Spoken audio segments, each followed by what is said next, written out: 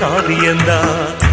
இருப்பதும் இறப்பதும் அந்த இயற்கையோட கையில, இருப்பதும் இறப்பதும் அந்த இயற்கையோட கையில. நான் மறைஞ்ச பின்னும் நிலைப்பது என் உயிர் எழுதும் கதையில.